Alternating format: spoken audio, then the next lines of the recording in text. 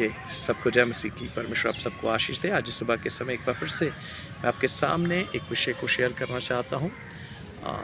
हमारे कुछ प्रार्थनाएं हैं जिनका हमें उत्तर मिलता है और कुछ प्रार्थनाओं का उत्तर नहीं मिलता। ऐसा क्यों होता है?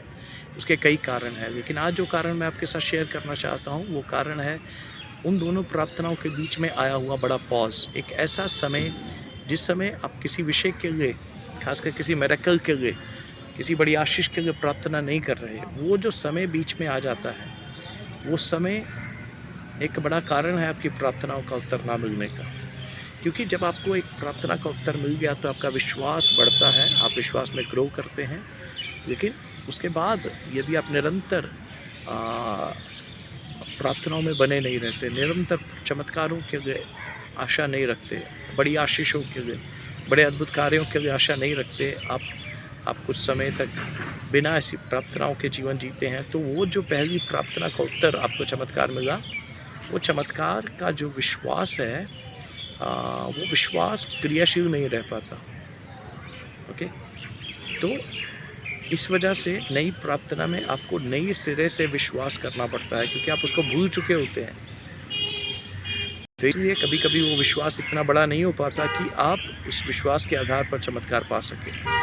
तो वो जो पॉज है, उस पॉज को कम करें। आपने आज एक चमत्कार पाया है, उस चमत्कार के आधार पर आप दूसरे विषय को लें, उसके लिए चमत्कार की, बड़ी आशीष की, बड़े अद्भुत कार्यों की उम्मीद करें। ओके, एग्जाम्पल, आप अगर आपके पास विषय नहीं है, आप सोचेंगे मेरे पास कोई ऐसा विषय नहीं जिसमें मुझे बड़ा चमत्कार चाहिए, मेरे पास ऐसा कोई विषय नहीं है जिसमें मुझे बड़ा अद्भुत कार्य चाहिए, तो आप कलीसिया के लिए प्रार्थना करें, अपने देश के लिए प्रार्थना करें, किसी न किसी ऐसे व्यक्ति के लिए प्रार्थना करें जिसको चमत्कार की ज़रूरत है, ताकि जो पहले चमत्कार आपके जीवन में हुआ या बड़ी आशीष आपके जीवन में आई प्रार्थना के उत्तर के रूप में, उसका जो विश्वास है, उसके द्वारा जो विश्वास उत्पन्न हुआ है, वो साथ ही साथ दूसरी प्रार्थनाओं में अप्लाई हो सके।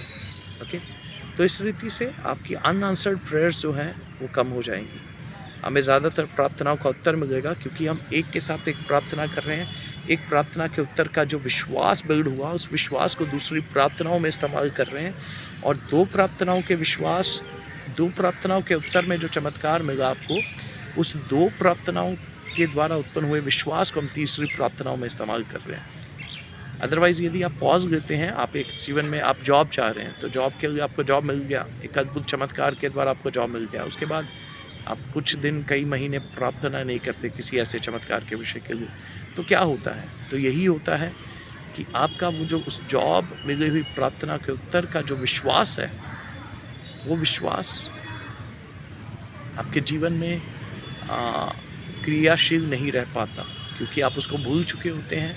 परमेश्वर ने कैसे अद्भुत छुटकारा दिया था आपको, आप उसको भूल चुके होते हैं, इसलिए वो विश्वास आगे काम नहीं कर पाता। इसलिए निरंतर चमत्कारों के लिए, बड़े अद्भुत कार्यों के लिए, बड़े छुटकारों के लिए प्रार्थना करते रहें, ताकि आपका विश्वास प्रतिदिन बिल्ड होता जाए।